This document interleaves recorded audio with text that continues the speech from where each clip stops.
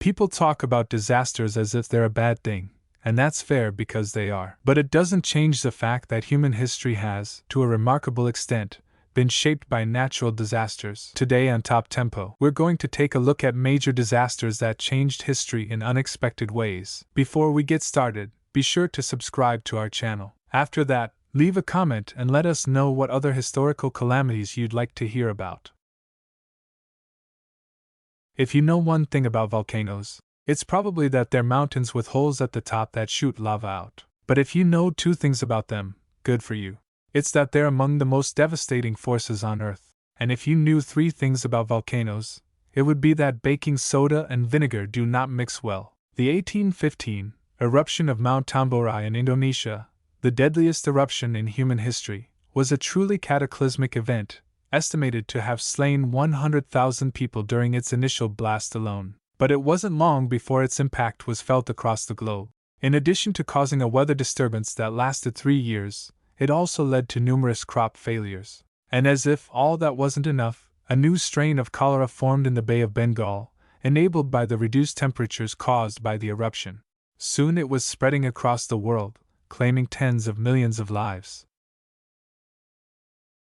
Few pandemics have been as devastating as the Black Death, but sometimes you just have to try and look on the bright side. The bright side in this case starts with the Black Death consuming Europe in the 14th century, burning through both peasants and princesses alike. Okay, that doesn't sound particularly bright, but the plague took out so many people that numerous fundamental aspects of life in Europe had to be completely reshaped in its wake, and many of the changes were actually pretty good. For example, the Black Death created a remarkable labor shortage.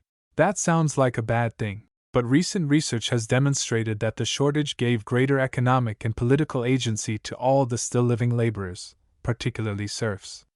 They soon began to agitate for better working conditions, and in those areas that had been most potently affected by the Black Death, the long-standing institution of serfdom began to crumble.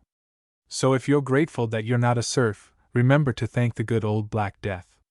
But not in person, maybe just send an email. Before COVID-19 stole its thunder, the Spanish flu was arguably the pandemic most people thought of when they thought of pandemics. The disease ravaged the globe from 1918 to 1919, ultimately taking the lives of 50 million people and infecting many, many more. The disease also seems to have impacted those who were born shortly thereafter. Though it wouldn't become clear until many years after the flu abated, those who were born in 1919 were significantly more likely to develop heart disease and diabetes in later years. It's also been postulated that the flu somehow triggered an outbreak of encephalitis lethargica, a bewildering sleeping sickness that emerged during the same time period. No direct link has been found, but the Spanish flu was a first-class a-hole, so we wouldn't put something like this past it. Fans of the Netflix series The Crown will no doubt remember the Great Smog, a key plot element in the first season episode Act of God, unless you put The Crown on in the background to Netflix and snog. For everyone who didn't pay attention to that episode, a combination of weather patterns and the extensive use of coal led to a blanket of pollution lying over much of London, resulting in widespread health problems and death among its inhabitants. In short, the Great Smog was a terrible way to see out the year 1952. And you have to wonder why they didn't call it the Not-So-Great Smog. For many Londoners, using coal was a symbolic act as well as a practical one because it tied into the notion of the hearth and home, an ideal that was particularly important in the troubling decades after World War II.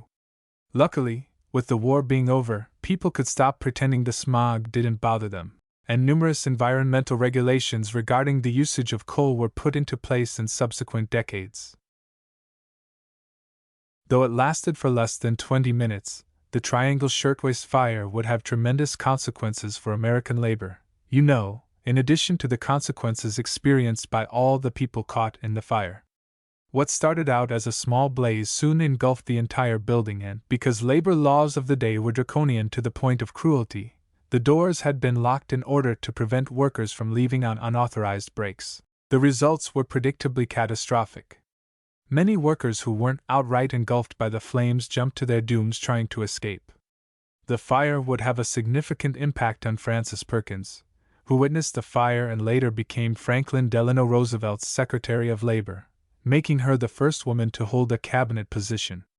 When she came to Washington, she would become a tireless advocate for the rights of workers and a key voice in the creation of Social Security, which would itself fundamentally transform the relationship of American citizens to their government. Also, when's the last time you heard of someone wearing a shirt waist?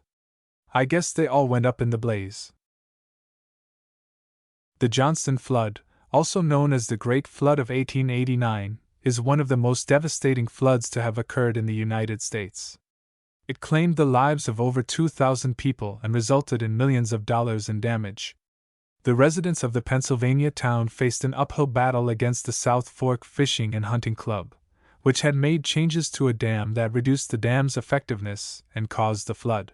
However, the club was not found to be liable for any of the damage, which ultimately didn't matter because the club didn't have any assets it could have used to pay for any of the damages anyway. Though almost all of the suits failed, there was an unexpected result. The significant public outrage led to a major shift in American law.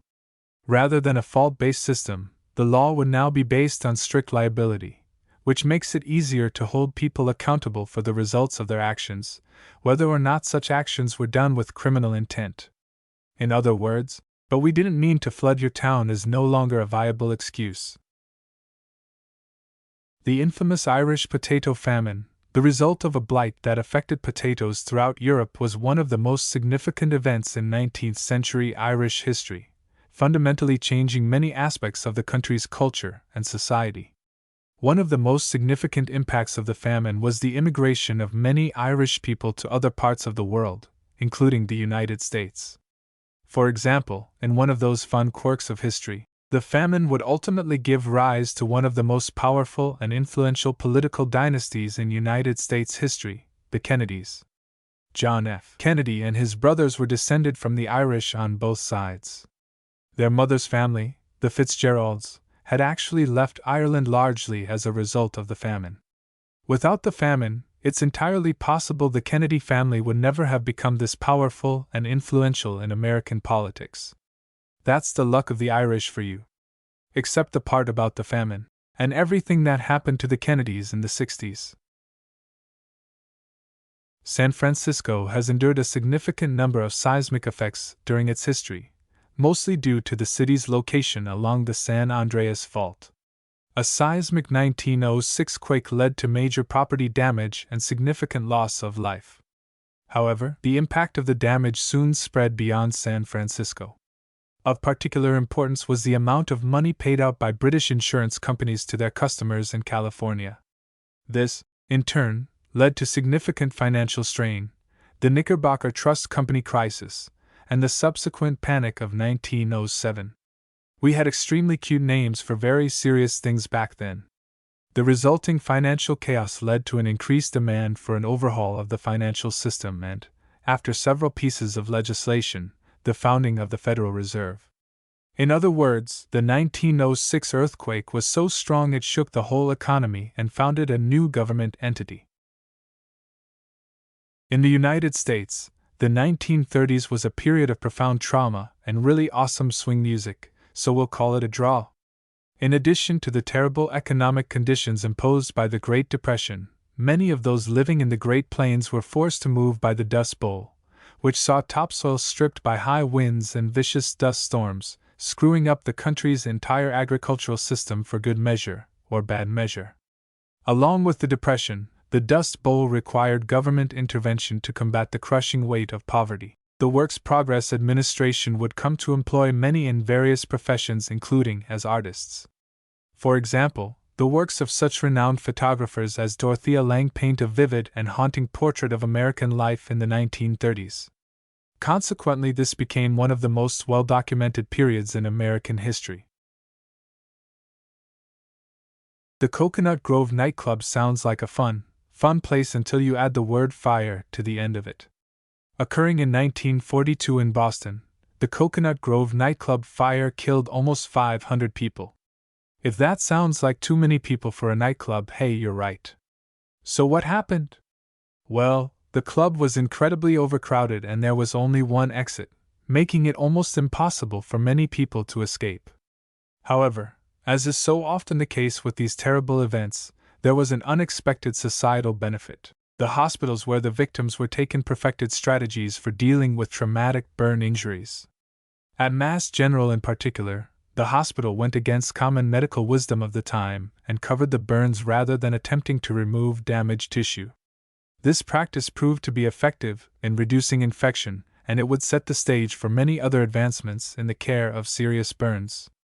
That said, it probably didn't do much for the nightlife industry. Come to the place that revolutionized burn treatment is a much harder sell than Ladies' Night. So what do you think? Which of these stories surprised you the most? Let us know in the comments below, and while you're at it, check out some of these other great videos from our channel.